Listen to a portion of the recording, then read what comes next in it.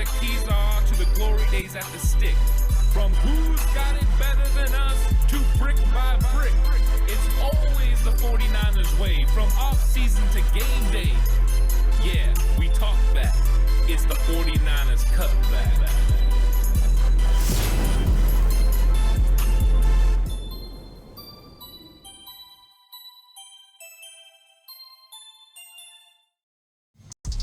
It's 49ers Cutback Podcast time. Welcome to the show.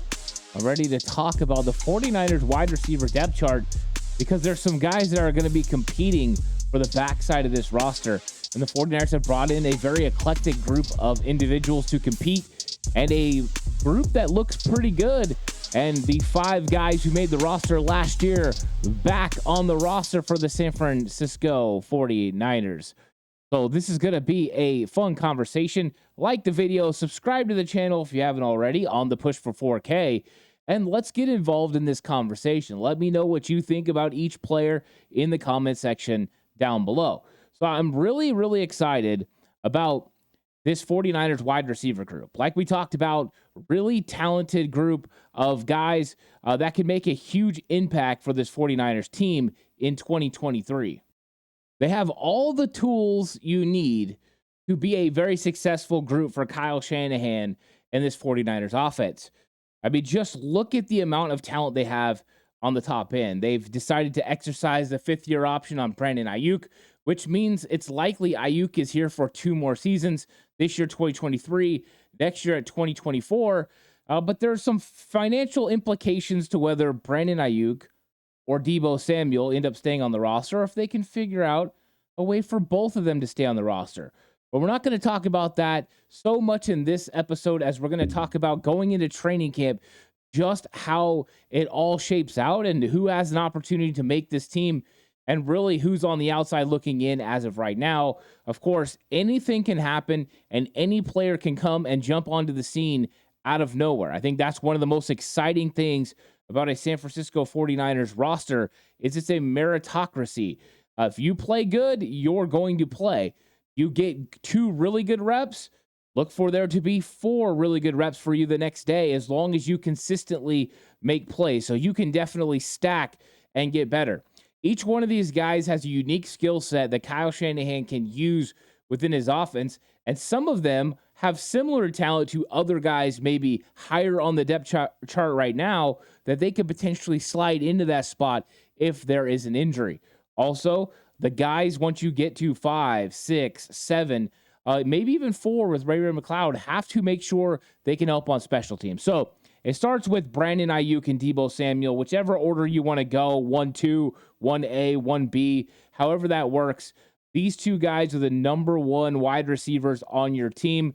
Of course, Deebo Samuel blew up in 2021, went crazy. Of course, a contract year, so he was going to make sure he could go out there and prove his worth, and he ended up getting that big $20+ million contract per season deal after that big year in 2021. He almost single-handedly carried the offense through the playoffs, and they almost made it to the Super Bowl. They come up short, of course, but Deebo's abilities to do so much more than just play wide receiver, but he can line up in the backfield. He can catch balls. PFF just came out with he's the highest graded wide receiver with screens. So when he catches a screen, he does the most with it out of any wide receiver in the NFL. That's something huge because those are basically extended handoffs. The fact that he can make those plays makes you defend more space if you're a cornerback. You have to come up, be willing to make those tackles, all the while knowing that if you jump those too much, there could be an opportunity to go behind you, which we saw the 49ers take advantage of with McCaffrey's halfback pass last year to Brandon Ayuk for a touchdown. So Deebo's ability to not just be a pretty good route runner, he came in the league, it was a little rough, but he's gotten a lot better. He creates separation. But the dynamic ability he has with the ball in his hand could be the number 1 run after catch guy in the entire league. That's just how special he was. That catch he made last year against the Los Angeles Rams, where Jimmy throws the ball high on the slant, he jumps up, he gets it, he makes multiple people miss, he runs over Jalen Ramsey and gets to the end zone. One of the most spectacular plays I've seen from a 49ers wide receiver since, the Jerry Rice, John Taylor, Terrell Owens days. So Really excited about what Debo does within this offense, and his counterpart Ayuk do the things that maybe Debo doesn't do really well. Those are the strengths of Brandon Ayuk. Ayuk, they try to use him a little bit in the fly sweeps and that sort of thing. He still will do it on occasion. He can also catch screen passes and make plays with them. But his dynamic ability is not so much in running the ball on reverses, fly sweeps, but it's about great route running. And I'm not talking good route running. I'm talking great route running. His route running has gotten so much better every single year. I feel like not only is his intelligence of understanding concepts, understanding defensive coverages, understanding how those players are going to play him, he uses leverage against them, and he gets them flipping their hips and going one direction, and then he goes another. The move he had against the Tampa Bay Buccaneers to turn that guy inside out was absolutely spectacular. Brock Purdy goes over the top for the big touchdown, and Ayuk's waiting on the football. That's how good the move was. And to be honest, in Philadelphia, the play that Brock gets hurt, that was a cook fest. That was a barbecue. That play right there, Brandon Ayuk cooked the cornerback. He's got so much ability, and the fact he had a 1,000-yard season in 2022 makes me highly optimistic about this tandem together. Together, they can do it all on the football field. Ayuk can beat you so many ways over the middle, down the field, get vertical, catch those screens, and then Debo can catch those screens and do everything over the middle. I mean, one of the best catch and run guys in the league, and maybe when it's said and done, one of the best ones in the NFL history. That's how much talent he has with the ball in his hands. But also the position versatility to motion him into the backfield with Christian McCaffrey, or to start them there and motion one of them out and still get Debo the ball out of the backfield is pretty much unmatched in the NFL. There's not many players that are like Debo. In fact, there's probably not one that is, even though everyone's looking for that type of player. So those two guys are 1 and 2, and the way that their skill set is kind of sets up how you're going to build the rest of your roster. The rest of your roster at the wide receiver position is designed around the skill sets of your top two. And why do you do that? Because you want the guys behind them to do some things maybe a little bit different, but also have a similar skill set in some areas where they can step in and be able to fill the void. Now, they're never going to do it the way Debo and Brandon and Ayuk do it because they're two special talents. But if you can get by for 2 quarters or half a game or even a full game, they can come in and get some of those things done. You can feel confident with how you're going about it. Now, when the 49ers had Kendrick Bourne, they had a player that was easy to convert on third down. He made big catches. He was very feisty in his blocking. Even though he wasn't the most big in stature, he definitely fought and battled on the ground. He wanted to make sure he could make those blocks, and he was pivotal in some of the big-time plays the 49ers had. You go back to that NFC Championship game against Green Bay in 2019, he was a part of a lot of the big-time plays that Raheem Mostert had. Just great blocks, knowing where to put his body between defender and running back. He handled it well. And the question marks were going to be in 2021, how do you replace that? And a lot of people thought, well, maybe young upstart Juwan Jennings could do it, but we didn't see it. He's spent the entire 2020 season on the practice squad or on the practice squad IR because of a hamstring, but we never really got to see it. But since Juwan Jennings, and this is why I think he's the third receiver on the team, since he's came up to the active roster in 2021, he has been spectacular blocking in the run game. He's converted on all those big third downs, getting the moniker Third and Juwan. He has really been a spectacular player, and we've seen his numbers elevate. I just did a video about him not getting the respect that he deserves. He's kind of understated, and he's had so many good plays for the 49ers. Just his jump from 2021 to 2022, 11 extra catches, almost 200 yards more. His yards per reception went up. It's a really spectacular way that Juwan Jennings is developing. I think I'm highly excited about that unit together. Those 3 wide receivers is a great group, and I think they complement each other. They're all physical. They're all gritty. You can see after plays, defenders go back after them, even on plays they're not running routes, but that they're blocking, and they all block for each other. That play I talked about against the Rams where Debo takes it to the house on the slant, Brandon Ayuk knocks a linebacker down in the end zone as Debo crosses. These guys work together. Juwan Jennings is huge in the running game with the versatility that he has, not only to catch the football, but also to block in the run game, whether that's stock blocking, being in the slot, or if that's him being a lead blocker on different types of wham plays, or helping a offensive tackle or tight end get a little bit extra kick on defensive end and create a lane for the 49ers outside zone. He has been huge in those categories. And with only 2 accrued seasons, with this being the third, he would be a restricted free agent next year. Of course, what kind of tender would the 49ers put on him? Can they afford to put a high enough tender to keep other teams away from signing Juwan? Because I think teams around the league know how critical he is to the 49ers' success, because having him as the third wide receiver is an advantage 49ers by putting the opposing team in the nickel, because Juwan can block almost any nickel and any safety in this league. Occasionally he gets beat, but that is a matchup the 49ers love to have. So Juwan Jennings is by far the third wide receiver on this team. Number 4 is going to be Ray McCloud.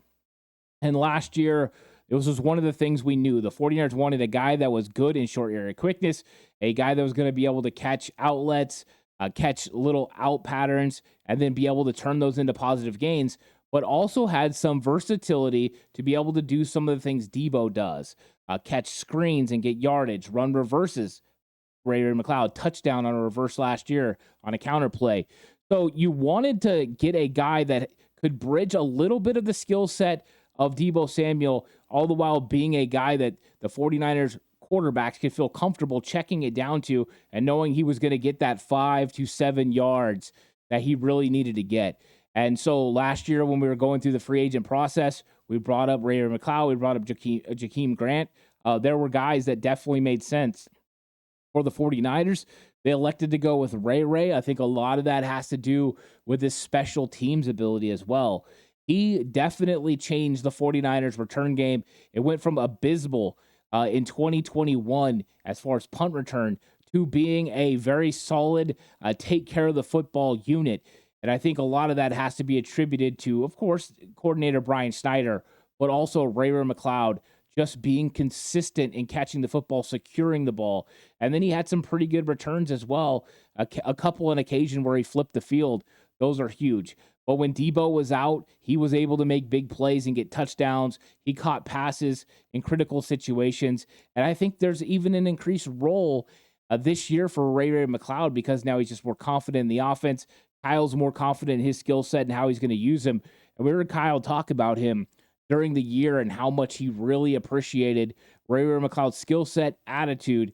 Whenever they would say things about Debo Samuel being able to do something, Ray said he could do that as well. I like the mindset, and I know he wants to have a big season, and I think there's going to be opportunity, because if you're focusing on Christian McCaffrey and this 1-2 wide receiver punch, who's paying attention to Ray McCloud and Juwan Jennings?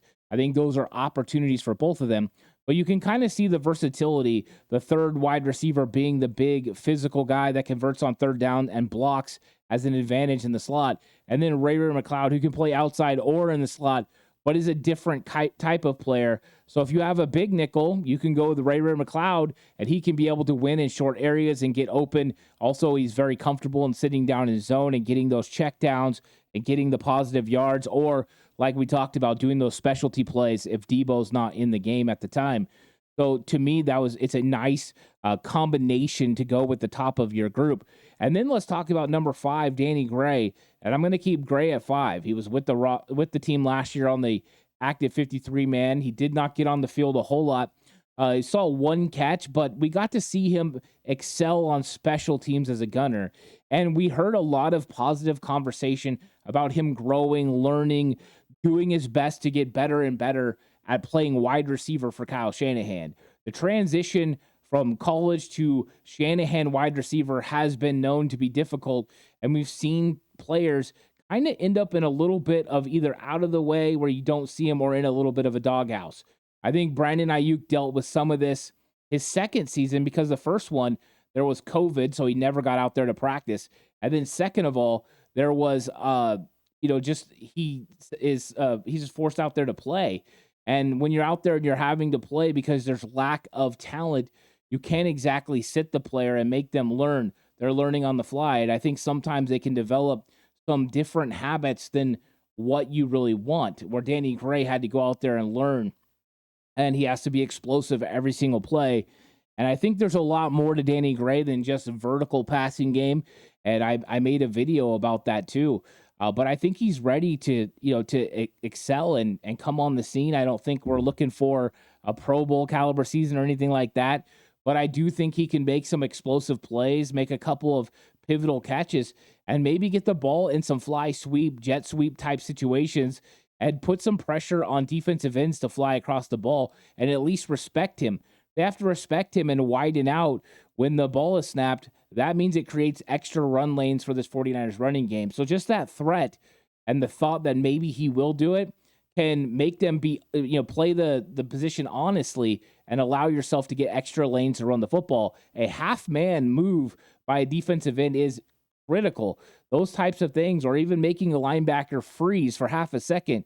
You freeze for half a second, you might not have an opportunity to get back there. You jump forward, and now all of a sudden they're passing right behind you. It opens the zone. There's a lot of really big things that can happen just using the skill set of these players, not only to get the ball in their hands, but to manipulate defenses to believe the ball is going into their hands. And I think that's one thing Kyle Shanahan does very well, and he's got the skill set to do so. And that's why I believe those are the top 5. And that was the top 5 receivers last year. They only kept 5. What's interesting is my number 6 guy is going to be Ronnie Bell out of Michigan, the 49ers 7th round pick. I think Ronnie Bell, if the 49ers decide to keep 6 wide receivers, has the upper hand on getting that 6th spot. I don't believe he can beat out the top 5. I think his only way, if they keep 5, of making the team is if there's an injury ahead of him. I think he does have a good skill set. They like his hands. He has had to work on sitting down in zone. He likes to run through zone sometimes and not sit down in those areas. But those types of things can be coached up. Those can definitely be things he learns. And then his speed, he doesn't always look fast on the field, but he is able to create separation, a lot like Juwan Jennings. And Ronnie Bell is more of a vertical threat than was anticipated. I think his size is nothing that anyone's going to go crazy about, but having a consistent catcher of the football and somebody that's pretty intelligent, with his dad being a wide receivers coach, you can kind of see that he would learn and be able to take in and grasp what the 49ers do on offense and could develop into a consistent player for this 49ers offense. So I like Ronnie Bell, and I think he's sitting in that 6th spot right now. I think there is a lot of guys who are hungry right behind him, and that's who we're going to talk about. Next is a guy like Chris Conley. Chris Conley is coming in as a free agent. 49ers bringing him in. He's 30 years old. He's 6'3", over 200 pounds, but he runs a 4.3 40. At least that's what he did in the combine. You're talking about a guy with extreme athletic traits that can get vertical down the field, but this guy has an uncanny ability to know where to sit down in coverage. When I went back and I watched this film, I really enjoyed the overall feel of coverage. He knew exactly what pockets to sit down in. He would hunch, he would wait, he would make that catch, and then get up the field. I think the bigger question is, how well does he fit the 49ers scheme as far as traditionally? Because Conley, if you don't hit him in stride where he's full speed catching the football, it takes him a little bit of time to get going. So if you're going to hit him and he's going to have to wait for the football, he's not going to have as much yak yardage as some of the other guys. His get up and go is not as quick. But once he gets going, the guy can break away and make plays. So Danny Gray is full speed all the time. Chris Conley's full speed once he's moving. And I think that's one thing I'm curious to see how it fits in this offense. But having that big physical wide receiver, the 49ers definitely have, and the way that Ronnie Bell maybe fits what a Juwan Jennings does, Chris Conley does as well, as far as big body. At big body, be able to block, veteran, understand where to sit down, which means you probably convert on third downs. Just knowing how to read a zone is very important. And the 49ers have a pretty young group of wide receivers. So I think Conley's in a real competition to make this 49ers team. I think he's in full competition with Ronnie Bell. I don't think Bell is like really ahead of him. I think these guys are pretty even. The fact that Bell was drafted by the 49ers does help his stake to make this football team, but Chris Conley's coming. Next up, Willie Snead. And Willie Snead is, of course, a longtime veteran, 8 years in the league, and he was on the 49ers off and on last year. He was on the practice squad, came up to the active roster, made plays, was a pivotal block in the McCloud counter touchdown, which was huge. He came in and played special teams. He does all the nasty work. He's also a very accomplished blocker. Snead is somebody the 49ers feel comfortable with. You throw in the fact he does have tremendous special teams ability, not just in the coverage, but also in the return game as well. He's somebody that's consistent about catching the football and about making sure that he secures it. I think it's nice to have a veteran that understands the different roles and situations that you're going to face and what to do in those types of situations. And so Willie Snead provides the 49ers that. Now, making the 53-man roster is going to be really difficult. The 49ers already saw last year they could put Snead on the practice squad and then be able to elevate him when necessary. You're allowed 6 veterans on your practice squad, so Willie Snead could obviously be one of those guys. So the likelihood of him making the active 53-man roster coming out of training camp, probably not the best, but I do believe that he's got a chance to be a part of this organization and team this year, at some point being elevated from the practice squad. So he could look, if he gets waived, to make, or released to go to another football team and potentially try to get on an active roster that way, or he can return to the 49ers practice squad and see if they need him during the season, which they did in 2022. Next up, another undrafted free agent in Tay Martin. Tay Martin, definitely somebody the 49ers are high on. Had a little bit of snaps last year in 2022, most of them on special teams, but he's a guy that's 6'2" and got a little bit of ability, not a vertical threat, but definitely can catch the ball at the highest point. He competes in his route running, competes in his blocking. So to me, Tay Martin is definitely in the mix. I think if you wanted to mix him up with Willie Snead and put him in that competition with Conley and Bell, you definitely could. I just put Snead there because of the veteran leadership and the fact he was actually on the 53-man roster last year. With Conley and Snead both, spending time on active 53s, I thought that those two guys, with their veteran leadership and ability, kind of jump over Tay Martin. But it doesn't mean that I think Tay Martin doesn't have the potential to come in and compete. And I can see him make the practice squad for the 49ers. And if he does, we might see him at some point. Injuries are inevitable. I hope they don't happen, but making sure you insulate yourself with players that can come in and get it done is definitely something the 49ers want. And if you come into a situation where, Juwan Jennings got hurt during the season and Chris Conley wasn't on the active roster, you might turn to a player like Tay Martin, who still gives you that big receiver that can help block. Now, he's a lot slighter than Conley and Juwan Jennings. I mean, he's under 200 pounds, where the other two are well over 200 pounds. So a little bit different as far as physicality, but still, he does give a lot of effort. And as long as his technique continues to improve, then he has an opportunity to produce for the 49ers in 2023. Next up, Daz Newsome. And Newsome is a guy that does a lot of things. I mean, he's like Ray McCloud as far as he creates in the backfield. He catches screens. He does a lot of those types of things. And like Ray, he's not the fastest guy. He's not the biggest guy. He just, goes out and makes plays. And I think if we're talking about a Daz Newsome that was like at North Carolina, I think a lot of people would be excited. The problem is his NFL career hasn't really materialized the way that he was hoping, and I think the NFL teams around the league were hoping. Daz Newsome definitely has a plethora of abilities, but the 49ers, go out and they grab a guy that maybe fits what the Ray McCloud role is. So if you come into a situation where, maybe you need a guy because Ray is out for the year, you can go into your Rolodex and look at Daz Newsome and say, hey, we got this guy. If we want these types of skills, we need this type of player on our roster. Instead of going with a guy that was similar. So instead of going with Juwan Jennings and Chris Conley, two bigger physical receivers, you could go to a Daz Newsome who could do the things behind the line of scrimmage, run the fly sweeps, catch the screens, make those little short area plays with the drop offs and the quick outs, the Texas routes, those types of things. So I do think that Daz Newsome is somebody they're going to keep an eye on. And that's probably part of the reason the 49ers have looked at a guy, the speedster like Ja'Cory Pearson as well, a guy that's quick in space, that short area quickness. If you're going to put a big nickel, we can go ahead and take advantage of you with quickness. I think that's why the 49ers keep evaluating these guys in those types of roles. Next up is Isaiah Winstead, the guy that, undrafted free agent that kind of took the Twitter sphere by storm when he put up a video of him being able to get off press coverage, getting downfield and making plays, and he sure did look a lot faster than his 4.7 speed he put up during his pro day. So Isaiah Winstead is another one of the big physical wide receivers. The 49ers have 3 of them on this team: Winstead, Conley, and Juwan Jennings. All of them, 6'2", 6'3". Tay Martin is that 6'2" frame, but not really the 200 pounds. But these other guys are big and they're physical, pretty good route runners. Winstead is definitely a project.